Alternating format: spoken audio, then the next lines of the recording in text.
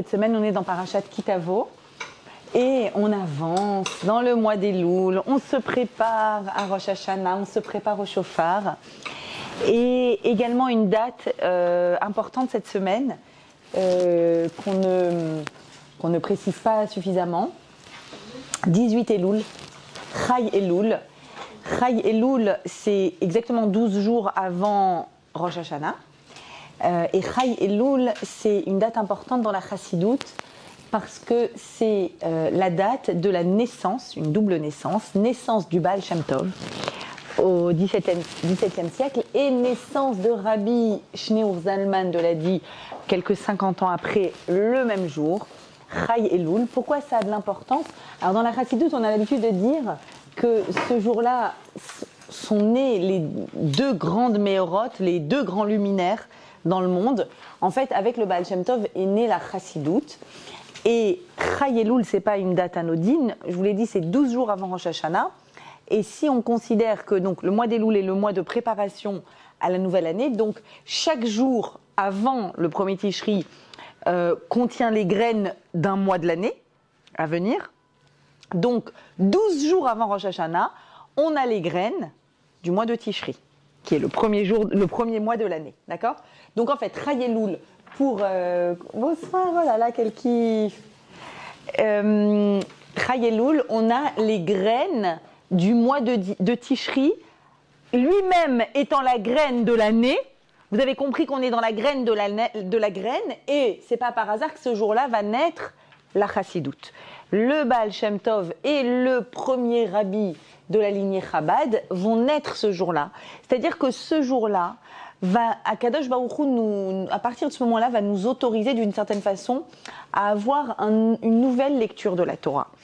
Et vous le savez à quel point je suis attachée, moi qui suis purement lituanienne, à la Chassidoute, et à quel point je vous amène toujours des explications issues de la pensée chasside et aussi Chabad, et en particulier, et effectivement, juste pour vous donner une petite image de ça, j'ai eu une conversation qui date de cet après-midi. Bonsoir, bienvenue. Je vais donner encore des feuilles. Une conversation de cet après-midi, une amie que je rencontre, qui a déménagé, donc suite à son déménagement, qui a changé ses enfants d'école. Et je lui dis, ça va, ça se passe bien, ton emménagement, l'école, le changement et tout. Et elle me dit, non, c'est dur. Je lui dis, oui, c'est dur pour les enfants le changement. Non, les enfants, nickel, pour moi, c'est dur. Pourquoi c'est dur? Et elle me dit, mais parce que avant j'étais dans une école Chabad.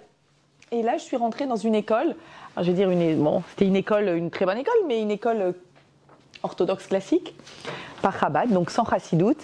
Et elle me dit, pourquoi on sourit plus? Pourquoi il n'y a plus la pêche? Pourquoi il n'y a plus cette énergie-là? Pourquoi il n'y a pas cette joie, cette simcha? C'est ça que la Chassidoute est venue amener dans un monde austère. Et le monde de la Torah ne doit pas être un monde austère, sinon on n'y a rien compris. Et en fait, c'est le sens de la paracha de notre semaine. Kitavo, dans Kitavo, il y a une partie qui est difficile et que je ne citerai pas. Une partie de Klalot. Il y a 2 parachiotes dans tout le livre de Torah qui ont quelque chose de sombre, que je n'ai même pas envie d'évoquer. Mais en tout cas, toutes ces klalotes, toutes ces malédictions évoquées dans la paracha de Kitavo arrivent pour une raison et elle est écrite. Tachat asher lo avata et Hashem elokecha besimcha. Parce que tu as servi Dieu sans la joie. Eh bien, ça compte pas. C'est zéro. T'as rien compris à la Torah? T'as cru que la Torah c'était quelque chose d'austère, avec des cases à cocher? Non, pas du tout. Chai Elul, cette semaine, on doit réincorporer profondément à l'intérieur de nous de la simcha. Et après le cours difficile de la semaine dernière que nous devions faire, eh bien on va faire un cours plein de simcha, plein de joie. Je veux que l'on se remplisse de joie à l'approche des fêtes de Tishri, parce que c'est seulement de cette façon que l'on peut servir Hachem, que l'on peut mettre du spirituel dans notre vie. Tout autre spirituel, c'est une erreur. C'est pas du spirituel en fait. S'il n'y a pas de simcha, c'est qu'on s'est trompé. Alors, je vais ouvrir ce cours avec une notion qui nous amène à la simcha, la notion de la reconnaissance, ou plus exactement, la non-ingratitude. Et on va commencer à essayer de comprendre en démarrant la paracha de Kitavo. Kitavo veut dire lorsque tu viendras, ou en terre d'Israël. Donc déjà, on va dire Amen.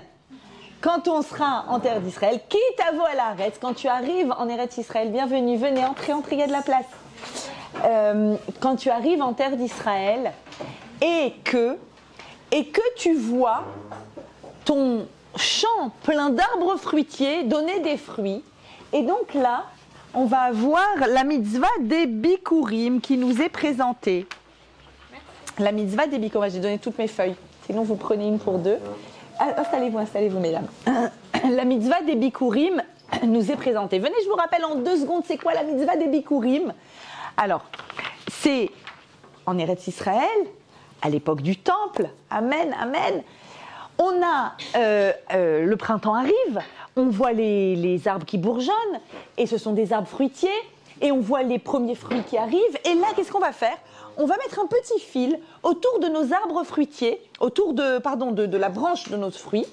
Et quand le fruit va arriver à maturité, et qu'on va venir avec notre petit panier, notre panier de fruits, et qu'on va venir récolter ces fruits, eh bien les premiers fruits de la saison, qui ont été marqués d'un fil, sont réservés. Et on va aller en grande pompe à Jérusalem.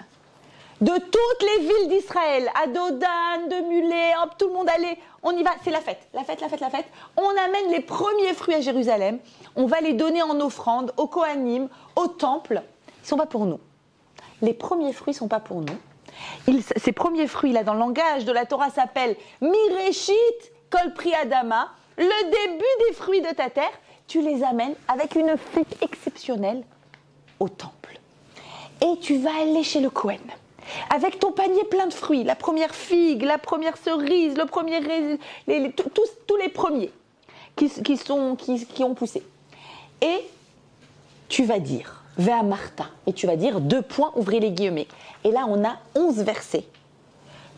Une tirade à réciter devant le Kohen, dans lequel, toujours le même texte, dans lequel on raconte notre histoire pas depuis qu'on est en Israël, depuis Jacob et Lavan.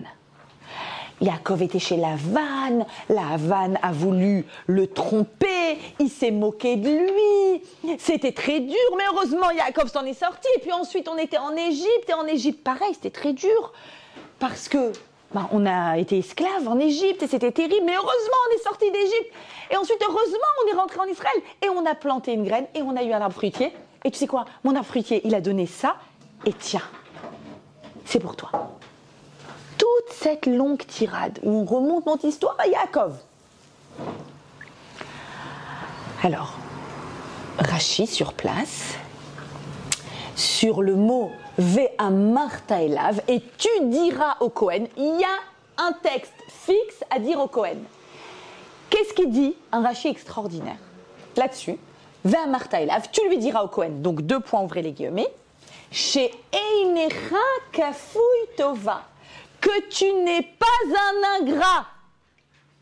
Tu sais remercier. Quand tu reçois quelque chose, tu sais remercier. Alors déjà, c'est intéressant de voir que Rachi ne dit pas « et tu lui diras que tu es Makir Tova ». Makir Tova, ça veut dire être reconnaissant.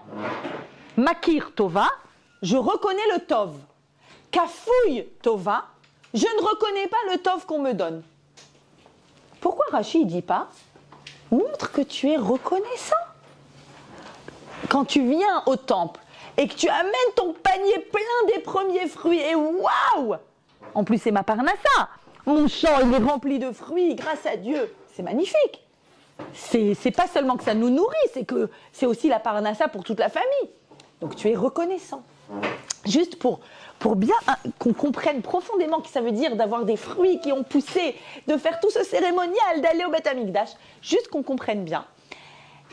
En revenant des vacances, et en faisant un petit tour dans mon jardin qui a l'air d'une forêt vierge gravissime, et que je me suis dit avant Soukot, j'habite en banlieue, donc j'ai la chance d'avoir un jardin. Et je me suis dit, il va falloir nettoyer un peu tout ça avant Soukot, n'est-ce pas? Et en marchant comme ça, tout d'un coup, au fond du jardin, je suis saisie, je découvre le pommier que l'on a planté avec les enfants pendant le confinement. Vous vous rappelez qu'on s'ennuyait, qu'on ne pouvait rien faire, que c'était le début du printemps et qu'il n'y avait que Carrefour qui était ouvert. Et à Carrefour, ils avaient eu des bonnes idées de nous donner la possibilité d'avoir la main verte quand on l'avait pas du tout verte. Et comme on était au confinement, c'était juste avant Pessah, et qu'avant Pessah, on fait Birkat Eilanot, la bénédiction sur les arbres fruitiers en fleurs, et qu'il faut 2 arbres fruitiers et qu'il y a un vieux cerisier dans mon jardin, je me suis dit, mince, on est confiné, même pas on peut kiffer de faire la bracha sur 2 arbres, il me manque le 2e. Et là, délirant, je me suis dit, je vais faire du jardinage. Aucun rapport, moi, et le jardinage. Et je vois un pommier à Carrefour et je le plante. Et donc, l'année dernière, on a eu 2 petites pommes comme ça. Ok, on a vu, c'était mignon. Ok. Et là, fin de l'été, j'arrive et je vois l'arbre penché comme ça. Tu vois, qu'est-ce qu'il a? Et je vois au moins une dizaine de pommes golden, j'exagère pas, comme ça. Juteux. Vraiment, on avait envie de croquer dedans. Alors, pour le coup, on ne peut pas parce que Orla, c'est-à-dire pendant 3 ans, on laisse l'arbre, le fruit tomber et mettre de l'eau, enfin ça va être un engrais extraordinaire pour l'arbre. Donc on ne pouvait pas les cueillir. Mais je vois réellement l'arbre penché sous le poids, tellement que les pommes, maintenant que vous compreniez, mon arbre, c'est une branche un peu plus large que mon doigt. D'accord? Donc, une petite branchette qui donne tellement, mais vraiment, plus belles qu'au supermarché, les golden. Magnifique. J'appelle mes enfants avec émotion. Je vous assure que c'est une émotion. Pourquoi c'est une émotion? Parce que nous, blata comme on est, on vit, nous sommes des citadins, et je pense, c'est tellement triste qu'on soit des citadins. On oublie de s'émouvoir des choses simples. Mais comment Yamama, une branche plantée dans le sol, me donne, comme ça, par miracle, des fruits qui naissent? Mais comment ça marche? Comment ça marche tellement de fruits sur une petite branche fluette?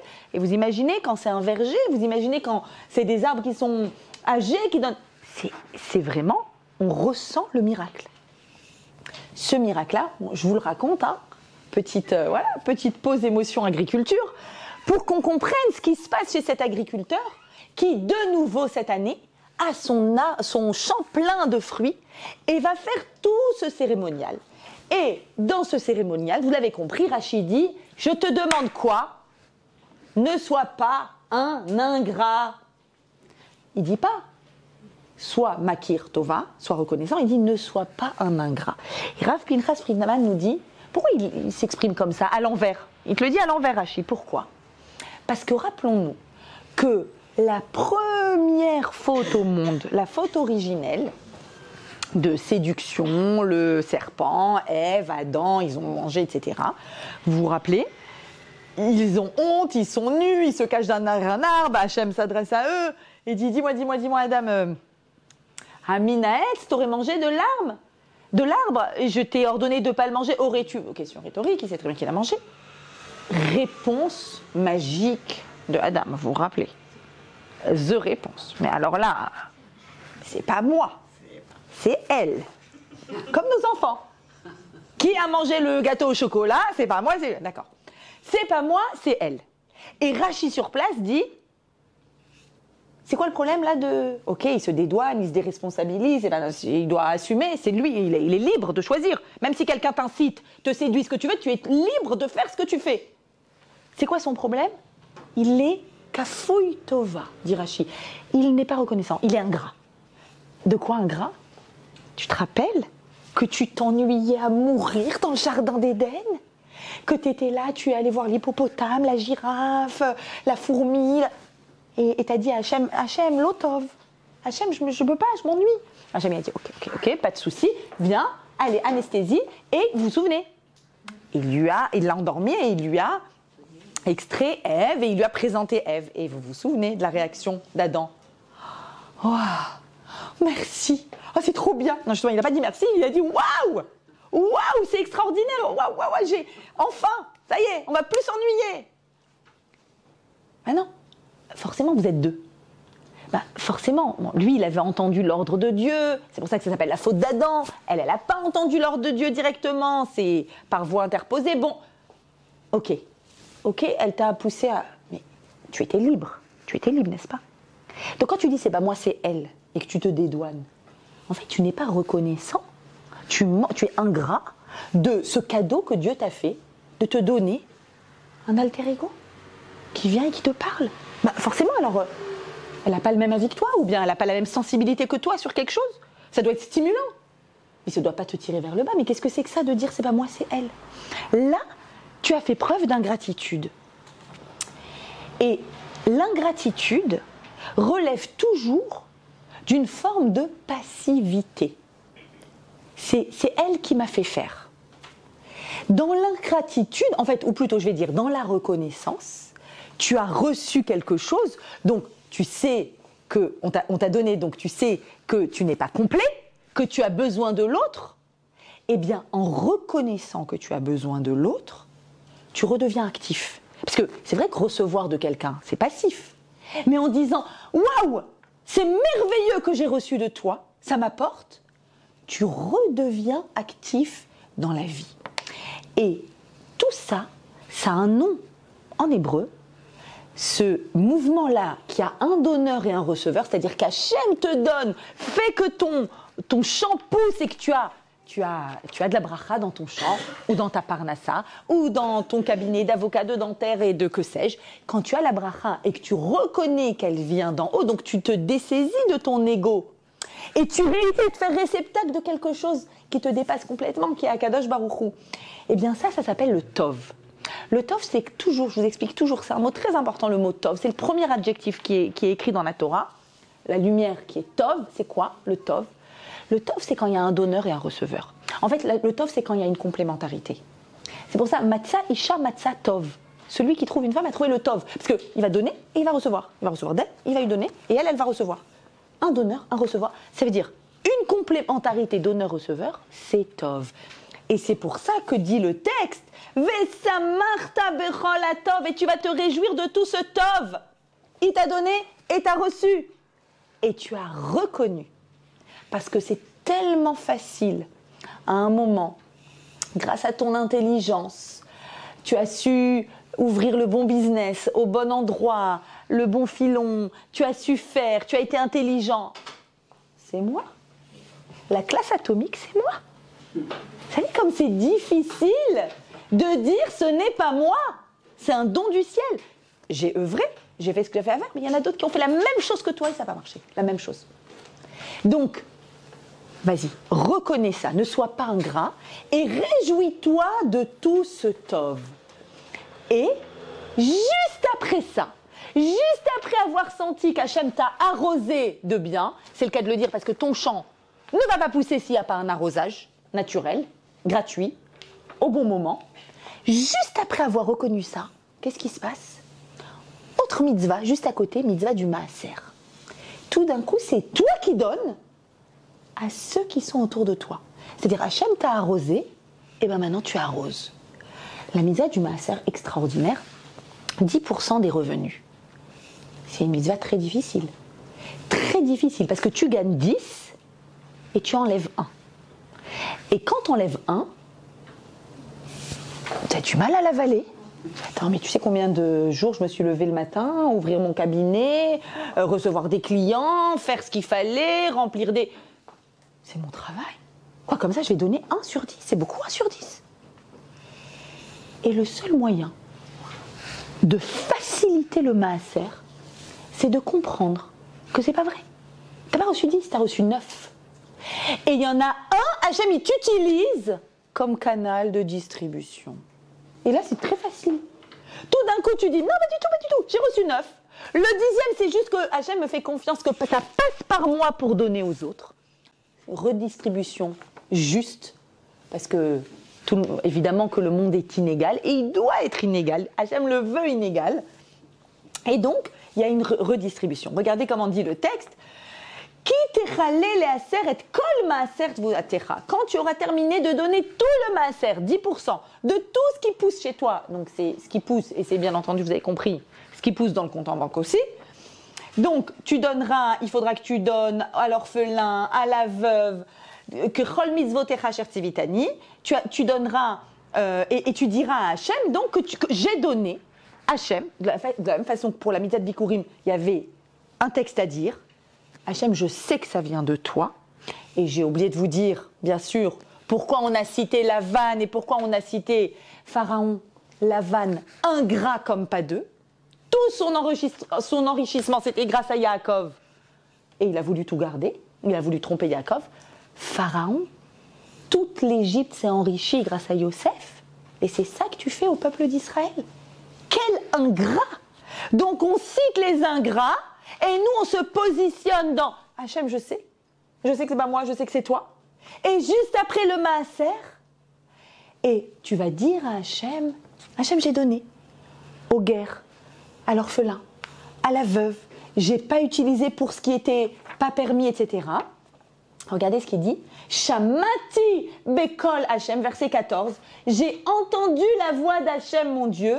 À Siti, j'ai fait Kerol Asher Tzivitani. J'ai fait exactement comme tu m'as ordonné. J'ai fait tout parfaitement. Et le verset d'après, je vous l'ai mis juste pour le kiff.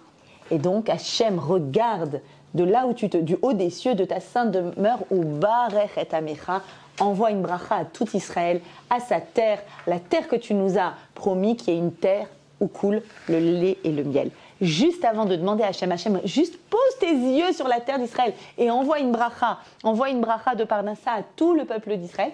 Juste avant ça, il y avait à Siti, j'ai fait Kerol Asher Tzivitani, exactement ce que tu m'as ordonné.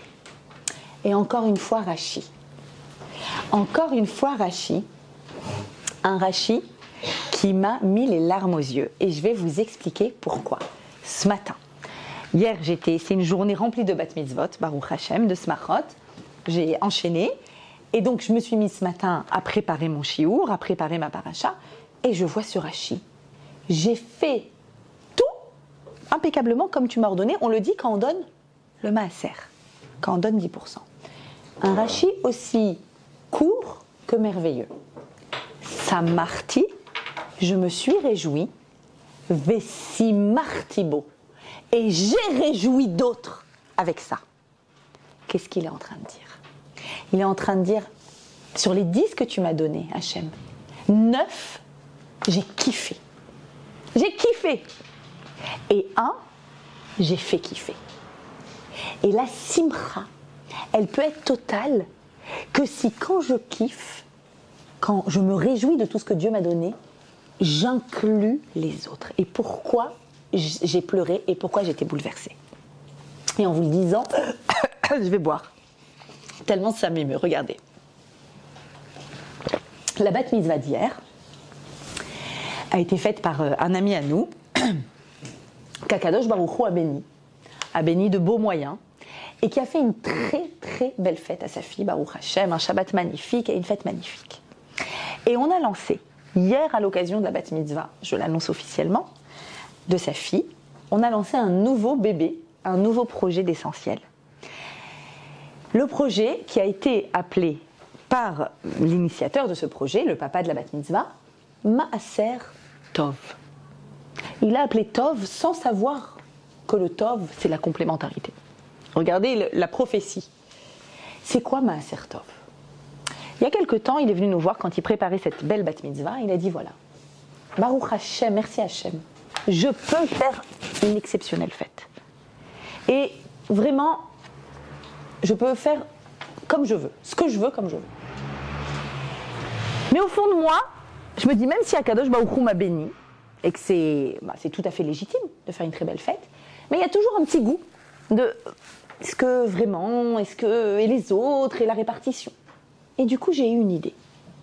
Il y a eu une idée inspirée d'une histoire qu'on lui a racontée, d'une grand-mère qui avait dit à ses enfants, mes enfants, Hachem vous a béni d'une bonne parnassa, à chaque fois que vous faites une belle fête à vos enfants, faites en sorte que quelqu'un qui ne peut pas ait sa fête. Et ça avait trotté dans sa tête il y a plusieurs années. Et là, il a dit, voilà, je vais lancer une mode, un concept, Maaser Tov, 10% de la bat mitzvah de ma fille, automatiquement, je le donne à Essentiel, et Essentiel se charge sur le site maasertov.fr qui marche déjà, qui fonctionne déjà, que vous pouvez aller voir, maasertov.fr. Là-bas, on va se débrouiller pour le redistribuer à des personnes qui ne peuvent pas avoir de fête. Ça peut être une bar mitzvah, une brit mila, un mariage, une robe de mariée, des téphilines, il y a évidemment, les personnes posent leur candidature et évidemment, il y a 3 personnes qui analysent bien comme il faut chacun des dossiers. Et en fonction de certaines données et des dossiers, en fait, cet argent est redistribué directement aux personnes qui ont besoin également de faire une fête. Et voilà que, ça c'était hier, le lancement de ce projet, et voilà que j'ouvre mon chumash, il n'y a pas d'hasard, vous le savez, et que je vois sur la mitzvah de Maaser, Samarti, je me suis réjouie, Vessi Marti, mais j'ai fait en sorte que d'autres se réjouissent. Si ça, c'est pas incroyable, dites-moi. Donc, mon bonheur, ma simcha, elle passe par la simcha de l'autre. C'est-à-dire, Hachem, tu m'as arrosé, tu as arrosé mon champ. Et si je peux, et on peut toujours, puisque 10%, voilà, c'est relatif, je vais moi aussi être l'arroseur, l'arrosé qui devient arroseur, c'est dans l'autre sens. Hein. Je suis arrosé et je deviens un arroseur, et je vais avoir le bonheur, la joie, c'est une joie particulière. La joie de pouvoir réjouir. J'ai eu ça il y a 1 an à peu près, une jeune mariée orpheline qui est arrivée chez moi à quelques jours de son mariage avec juste rien, il n'y a pas de mariage, pas de robe, pas de rien du tout. On a tout géré en 3 jours et je vous assure que vous pleurez, c'est juste exceptionnel comme sensation, cette sensation de maaser tov, de donner, et en fait tu sais que tu es juste un conduit. T'as même pas mal au ventre parce que c'est juste un conduit. Et du coup, on est dans une chaîne de reconnaissance. Parce que moi, je ne suis pas ingrate d'Hachem. C'est lui qui m'a tout donné. Et ceux qui reçoivent ne sont pas ingrats de recevoir. Ils sont reconnaissants de recevoir. Et alors, vous avez compris, c'est la chaîne de la simcha. C'est la chaîne de la simcha. Ça veut dire qu'en réalité, quand le Rav Pinchas Friedman explique que si on ne travaille pas notre reconnaissance des uns envers les autres, qu'est-ce que chacun on s'apporte, à terme, ça mène au fait qu'on risque, Khalila, de ne pas avoir de reconnaissance envers Hachem et de croire que c'est normal de se lever le matin, de respirer, d'avoir des bras, d'avoir des jambes, d'avoir une parnassa, d'aller au travail, d'avoir un foyer. On va croire que c'est... Non. Sois reconnaissant, c'est-à-dire, commence ce travail. C'est le travail de Elul, vous avez compris. C'est la reconnaissance envers ceux qui sont autour de toi. Qu'est-ce qu'ils t'apportent? Comment ils t'apportent? Combien ils t'apportent? Dis-le. Dis à ceux qui sont autour de toi ce qu'ils t'apportent. Et la reconnaissance envers Akadosh Baruch Hu de tout ce qu'il m'apporte, de tout ce qu'il me donne gratuitement. Et donc je reçois d'Hachem et ensuite je peux jouer mon rôle. Vous avez compris la continuité de la paracha. Je joue mon rôle, j'agis. Je reçois d'Hachem, je suis passive. Je suis reconnaissante envers Hachem, je suis active. J'agis, je transforme tout ce que j'ai reçu en action. Pourquoi j'insiste là-dessus, sur l'action et ne pas être dans la passivité? Parce que, vous avez compris, on est dans des parachutes qui nous préparent à Tishri, qui nous préparent à Rosh Hashanah. Et vous avez vu ce double rapport, le rapport avec Hachem, le rapport avec l'autre, c'est les grands thèmes de Rosh Hashanah. Or, Rosh Hashanah, son symbole, le symbole de la fête de Rosh Hashanah, c'est le shofar. Alors, la pomme et le miel, c'est super mignon, c'est génial, les enfants, la pomme trempée dans le miel, on kiffe, c'est super. Le vrai symbole écrit dans la Torah de Rosh Hashanah, c'est le shofar.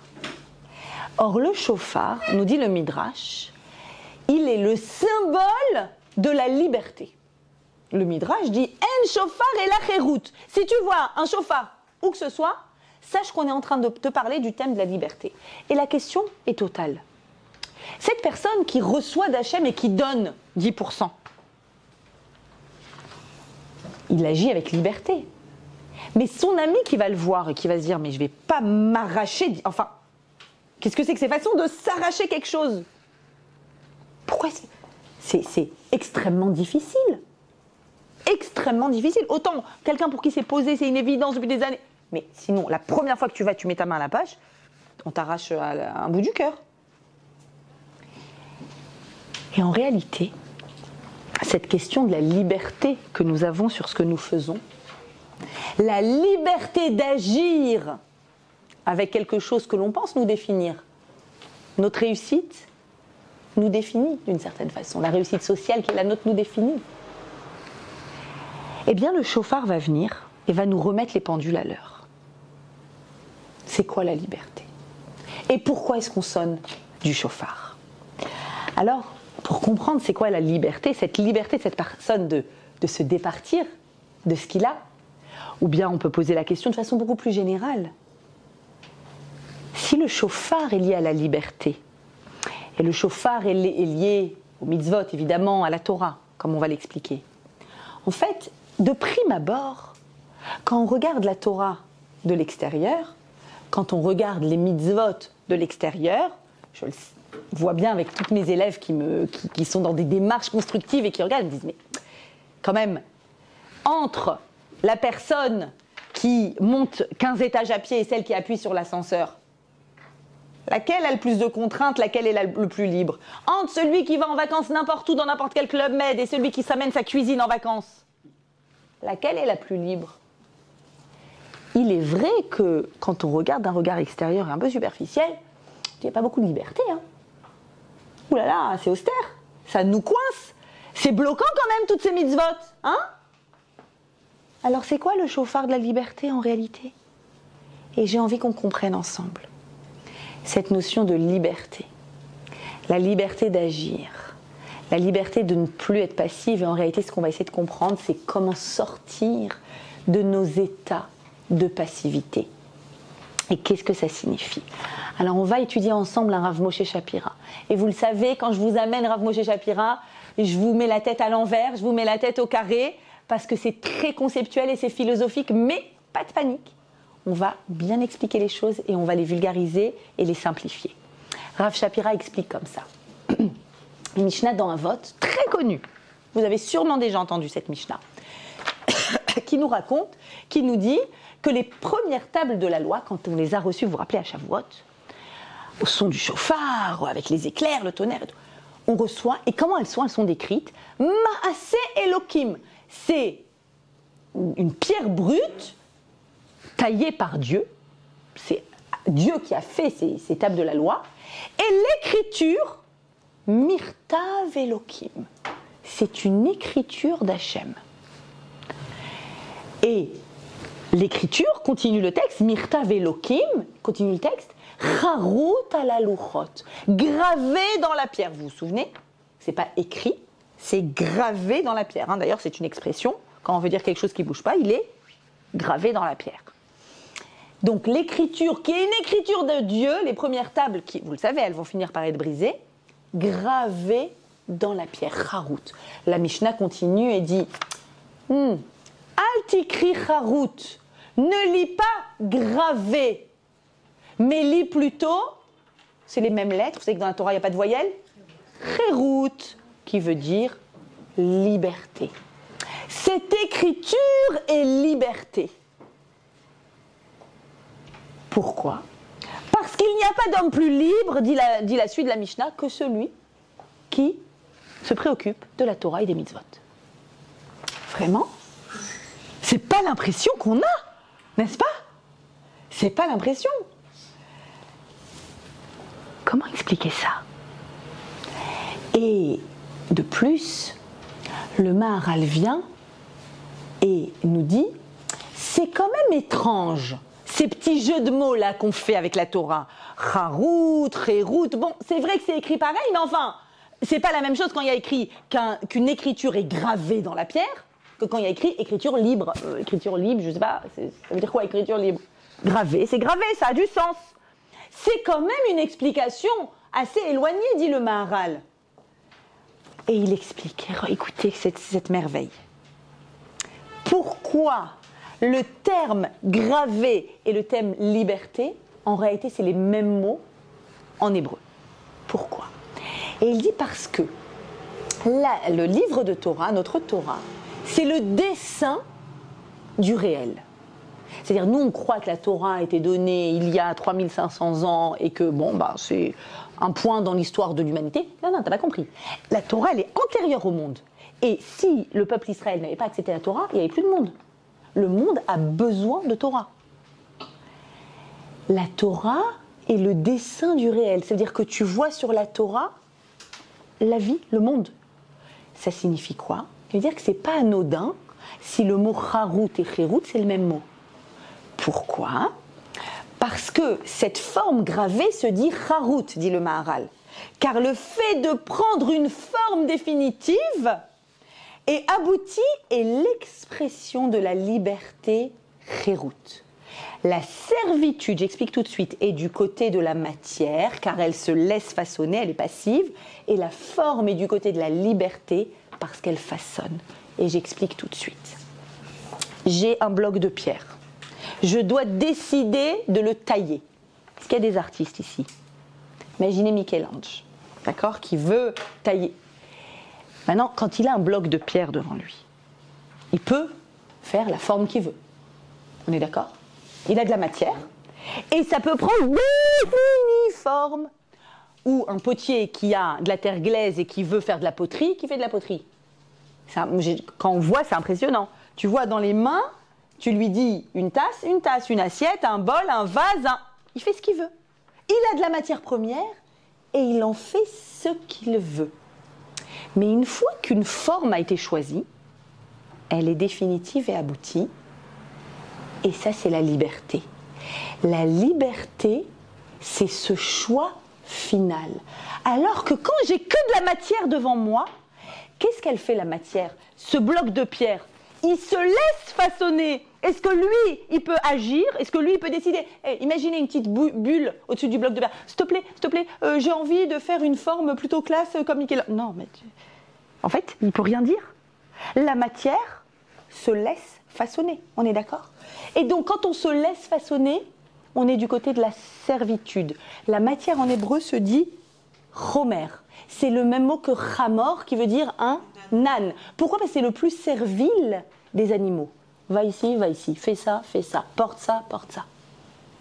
Pas de choix. Il fait ce qu'on lui dit de faire. La matière est servitude, la forme aboutit est liberté. Qu'est-ce que ça change dans nos vies? Je vais vous expliquer ce que ça change dans nos vies. Pourquoi c'est fondamental de comprendre ça. Et on aura compris vraiment c'est quoi être actif et c'est quoi être passif dans la vie.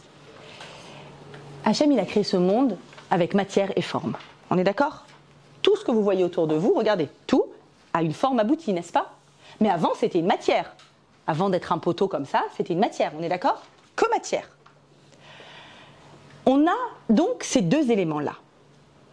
La matière, on la façonne. Elle est passive. Qui est actif? La forme. La forme est active, elle agit. Elle modèle. Elle donne une direction. Elle décide l'utilisation finale. Je veux que ce bout de bois devienne une chaise. Il va recevoir son nom de chaise quand il sera abouti et il va recevoir également son utilité. Il va remplir sa mission de vie, le bout de bois va remplir sa mission de vie quand il sera chaise, n'est-ce pas? La matière s'est laissée façonner, la forme chaise a façonné. D'accord? Très bien. Où je veux en venir avec vous? Pourquoi je vous casse la tête comme ça? Maïmonide dit comme ça. Où se trouve le ra, le mal dans le monde, et où se trouve le tov? Le tov, c'est quand on est sujet, quand on agit, quand on est dans l'action. Le ra, yetzer, ra, lachon, hara, aïn, ra'a, tout ce qui est ra, c'est quand on se laisse façonner. C'est quand quelqu'un agit sur moi. C'est ra. Quand moi j'agis, quand je suis sujet, je suis dans le tov. Or, l'homme a été créé comment? Définition de création de l'homme, Betselem Elohim, Baraoto, à l'image de Dieu. Comment on a été créé à l'image de Dieu? Ça veut dire quoi qu'on est créé à l'image de Dieu? Il est infini, il est parfait, nous on est fini, on est loin d'être parfait, on est imparfait justement, on a besoin de complémentarité. En quoi on est à l'image de Dieu? C'est pas vrai? Quel rapport? Dieu et nous? Betselem Elohim. Pourquoi on est à l'image de Dieu? Parce qu'on est créateur. Comment on est créateur? Avec notre parole. Avec notre parole, on crée réellement des réalités.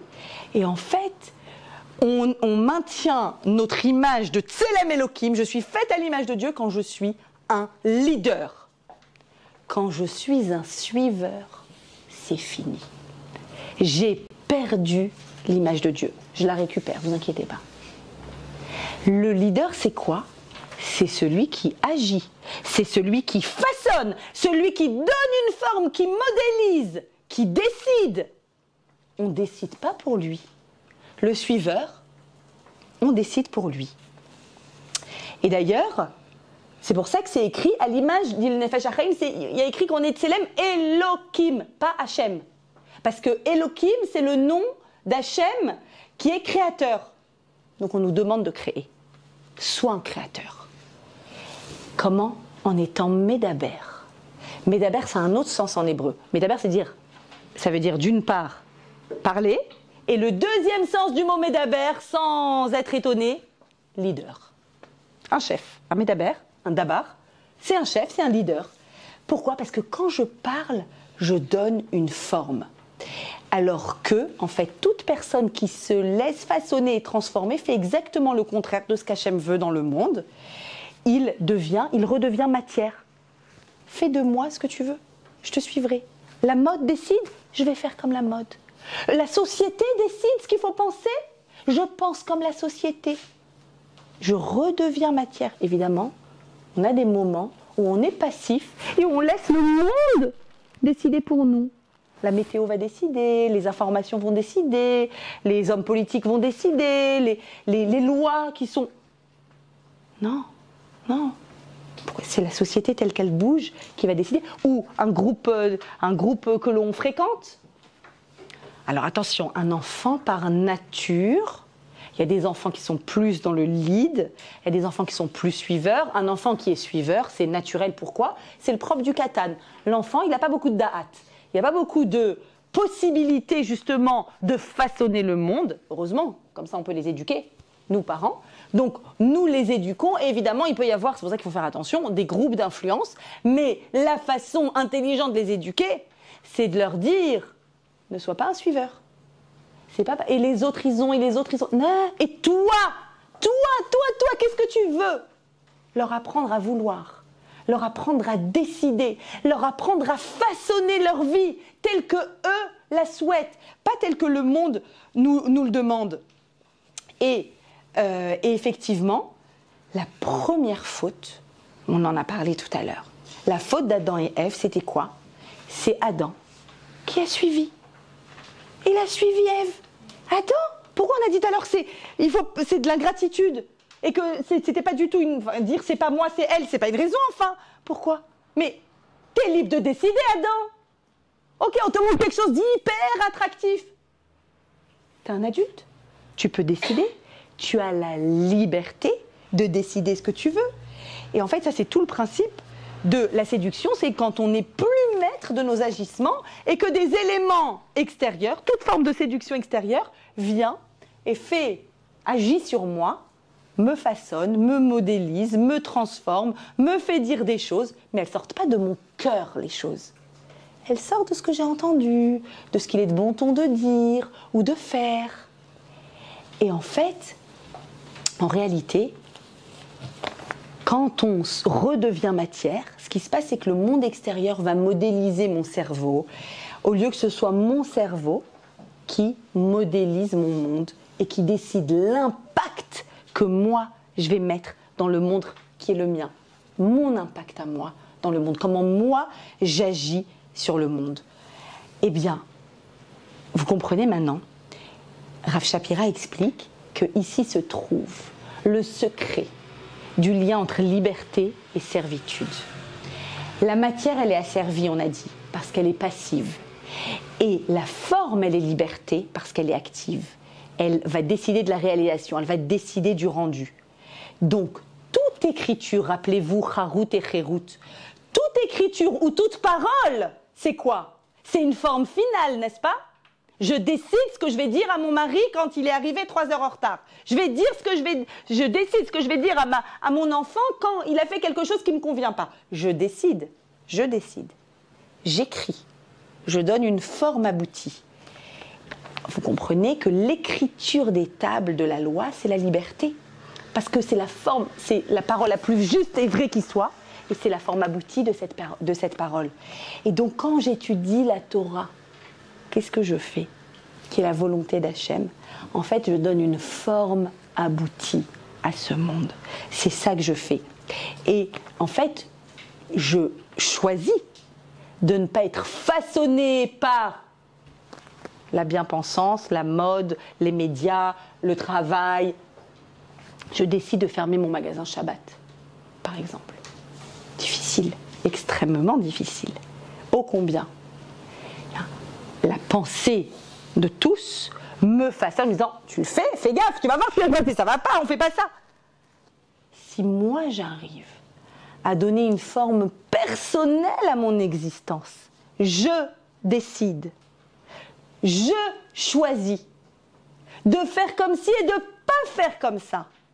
En réalité, je suis en permanence dans la liberté de choisir la contrainte qui est la mienne. De ne pas faire, de ne pas me laisser aller. Sortir de la passivité, c'est sortir de ce que je faisais jusqu'à maintenant. Et on est forcé de le faire à la veille de Rosh Hashanah. Parce que la veille de Rosh Hashanah, c'est un rendez-vous. J'ai fait ce que j'ai fait toute cette année. J'étais ce qui j'étais.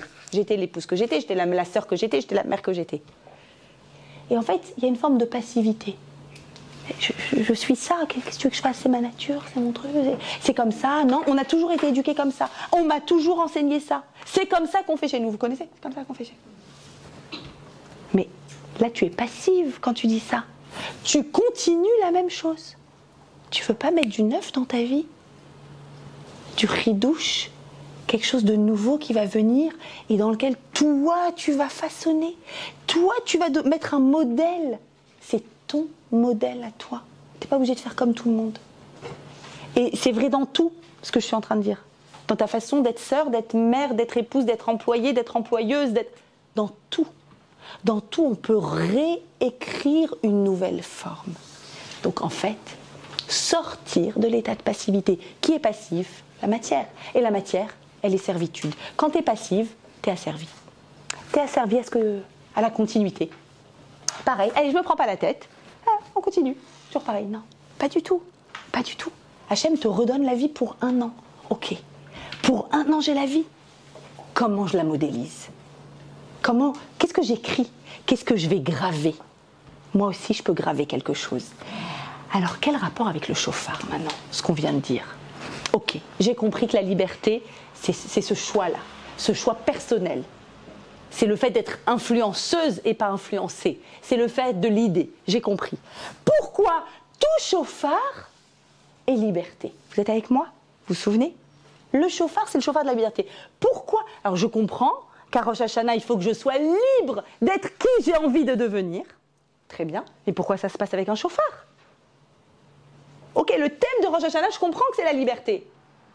Je ne suis pas dans la continuité, je suis libre. Pourquoi par un chauffard? Alors, vous vous souvenez ce texte du don de la Torah, au moment du don de la Torah, c'est décrit comme ça dans la Torah. Vayehi kolot ubrakim. Il y a eu des sons et des éclairs. Ve'anan, il y a eu de la fumée. Anan kaved, beaucoup de fumée sur la montagne. Ve'kol shofar, et il y avait un son de shofar, chazak me'od, très très fort. Et arrivent les 10 commandements. Vous voyez un peu la scène? Le Maharal qui nous dit Dieu a créé le monde avec 4 éléments. On se rappelle? Le feu, l'air, l'eau et la terre. Ok? Forcément, puisque la Torah, elle donne vie au monde, il y a forcément les 4 éléments qui sont invités au don de la Torah. Et donc on a quoi? Eh bien on a kolot, les sons, c'est l'air. Brakim, les éclairs, le feu. Anan, des nuées, de la vapeur d'eau, c'est l'eau. Et chauffard, kol chauffard. Le chauffard, qu'est-ce qui vient? C'est une corne de bélier. De la matière. N'est-ce pas? C'est l'élément terre. C'est de la matière. Ok. En fait, toutes ces matières-là, tous ces éléments que je viens de vous décrire, eh bien, en fait, tous, pas tous, 3 parmi eux, sont des éléments qui agissent. L'air, vous avez déjà vu des tempêtes de vent, ce qu'elles peuvent transporter, des inondations, vous avez vu l'eau, comment elle agit, le feu, vous avez vu comment le feu dévaste, comment le feu consume, ils agissent. La terre, que fait la terre? Vas-y, fais de moi ce que tu veux. Pommier, poirier, cerisier, grenade, ce que tu veux. Tu peux me fouler, tu peux ne rien faire, des ronces, ce que tu veux. De la poterie, ce que tu veux. Elle se laisse agir. La terre se laisse agir. Et en fait, en réalité, pardon, d'où ça vient que l'homme, tel que nous sommes, on se laisse tellement influencer? D'où ça vient qu'on se laisse emporter par des vagues, par des pensées, par des mouvements, par des gens, par ce qui est dit, par ce qui se fait, par le regard de l'autre? Comment ça se fait? Comment ça se fait qu'on n'arrive pas à dire « Mais non, en fait, c'est pas ça que je veux. J'ai pas envie d'accepter ça. » On accepte, on se laisse pas. Rav Shapira dit que c'est parce que, à l'intérieur de nous, on est aussi constitué d'un élément qui s'appelle la terre. N'est-ce pas? On est constitué de la terre. On est constitué d'air, de feu, de chaleur. Il y a de la chaleur en nous, il y a de l'eau. Tout ça, ça agit. Mais on est aussi constitué de matière qui se laisse façonner, qui se laisse faire, qui se laisse modéliser. Et donc nous aussi dans nos vies, forcément, on va avoir des moments, on va être influencé, ou mettons j'allais, t'étais super bien, t'étais super gentil, et puis ta copine elle dit mais arrête de te laisser faire, mais réponds-lui à ta belle-mère, mais dis-lui à ta belle-sœur, mais ton mari, ah ouais, mais ton mari... Et elle va venir, elle va chauffer. T'as raison, mais je suis bête, mais en fait... Alors attends, une seconde, là c'est le moment où tu dois réfléchir. Toi, tu penses quoi? Tu veux quoi? Parce que tu auras ceux qui vont te dire comme ci, tu as ceux qui vont te dire comme ça. Toi, qu'est-ce que tu décides? Toi, en tant que médaber, tu es un leader. Tu leads ta vie. Tu lui donnes une direction. Toi, tu veux quoi? Ça, c'est une bonne question. Alors, on a une mitzvah, la mitzvah de Rosh Hashanah, qui est liée, en fait, au shofar. On va prendre cette matière, on est constitué de matière, et on va essayer de la transformer pour qu'elle devienne une action. Non pas qu'elle se fasse modéliser, mais qu'elle modèle. Que ce soit elle qui imprime quelque chose. Comment? On va mélanger le shofar qui est matière avec de l'air. Vous allez comprendre pourquoi.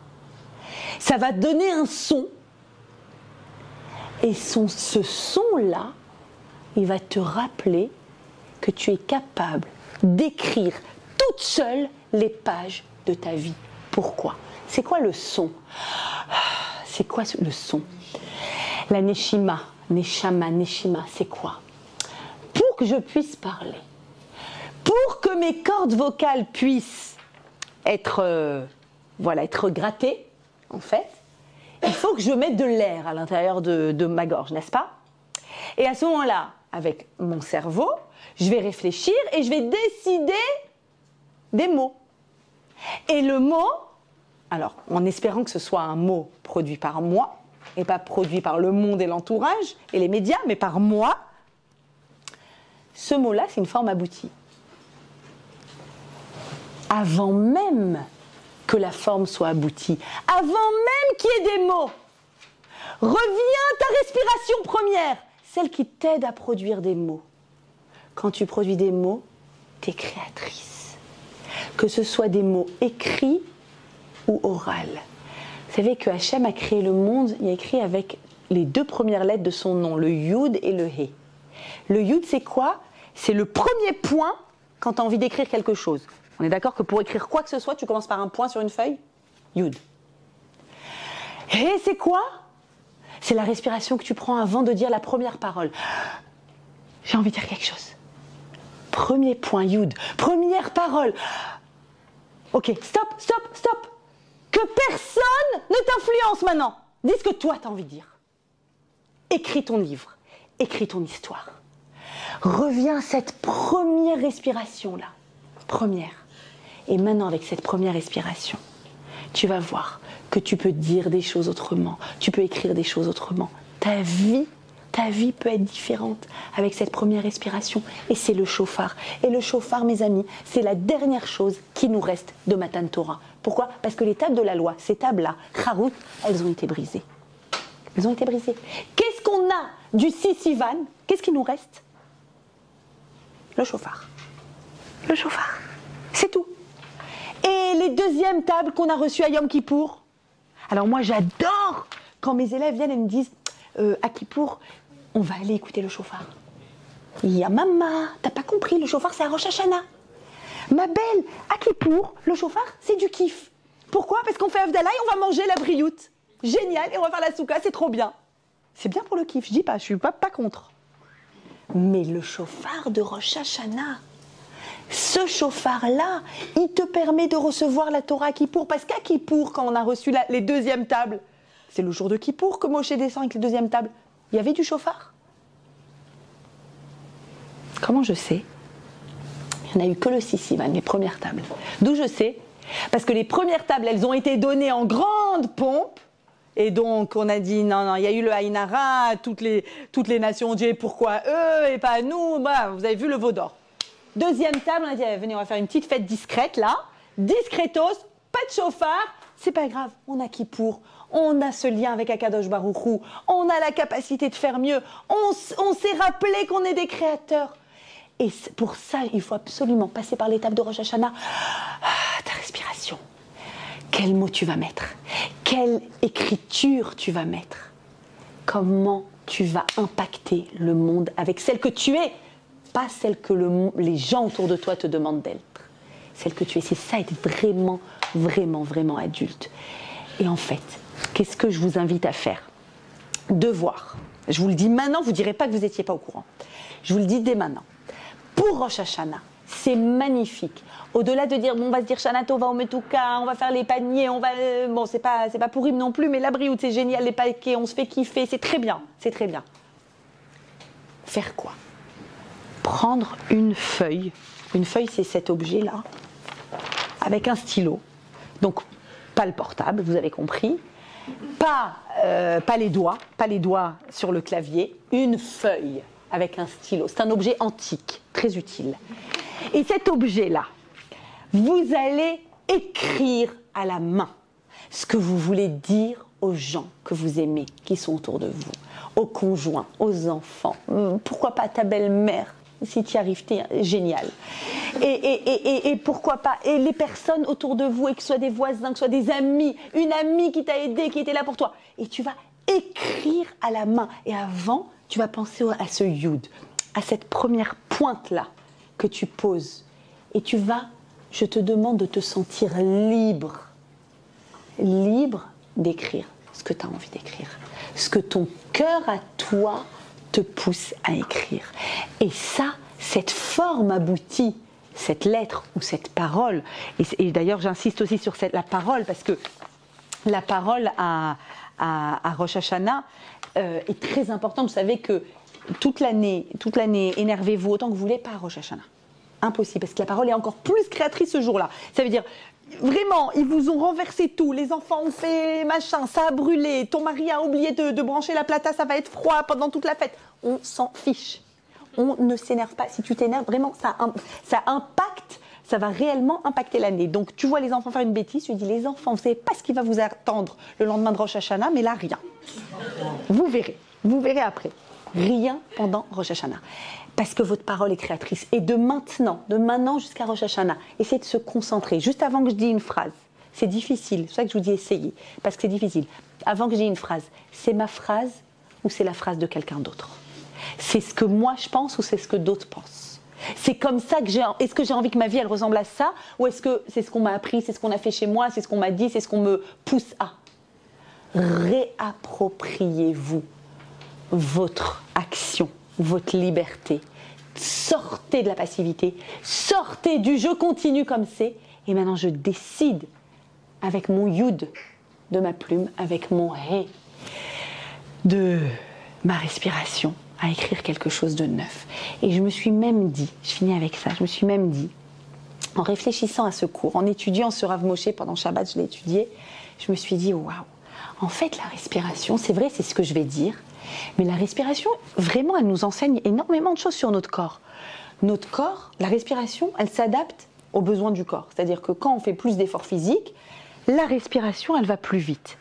Et donc, ça veut dire que ce souffle-là qui est le mien, si je veux que ma neshama aille plus vite, si j'ai envie qu'elle soit créatrice, ma neshama, il faut que je respire. C'est-à-dire il faut que je sois créatrice de cette parole, également avec un rythme plus soutenu. C'est-à-dire qu'il faut aussi dans la respiration que je réussisse. C'est-à-dire, attends, je me réapproprie mes mots, je me réapproprie ma parole. Et comme j'étais tellement excitée de cette trouvaille-là, de me dire, mais en fait, là, le souffle, c'est tout. Le souffle, c'est la parole, c'est la création, c'est le corps qui bouge, c'est le corps là. Du coup, je me dis, allez, je vais me faire un nouveau truc. Je vais être créatrice moi aussi, pas seulement de nouveaux shiurim, amen. Je m'en veux énormément de jamais faire de sport et de m'encrouter. Et du coup, j'ai fini ce shiur, j'ai dit, allez, je mets les baskets et je vais aller courir dehors et je vais aller exercer un petit peu ma respiration. J'ai pris sur moi, je ne peux pas revenir en arrière, là je vous ai dit, j'ai pris sur moi, il faut que j'aille courir tous les jours, Bezrat Hashem, pour aller voir comment ma respiration, et faites-le avec moi. Vraiment, on court et on voit comment notre respiration, elle s'emballe. Et à l'image de la respiration qui s'emballe, parce que le corps a plus de besoins, dis-toi, mon corps a des besoins, et qu'en est-il de ma neshama? Elle aussi, elle a des besoins. Allez, je vais à mon cours de Torah et je remplis ma neshama. Merci pour votre écoute. Merci d'être là. Bravo à vous. Et Bezrat Hashem, à la semaine prochaine, 1h pile. Je ne sais pas comment je fais, à chaque fois pile, 1h. À la semaine prochaine, Bezrat Hashem, on est là tous les lundis soirs. Merci à la communauté de Saint-Didier de nous accueillir, de nous offrir un buffet à chaque fois. On essaye de commencer à 30-35 et on est là chaque semaine. Bezrat Hashem, on se prépare à Rosh Hashanah, à Kippour. À la semaine prochaine, merci à vous toutes.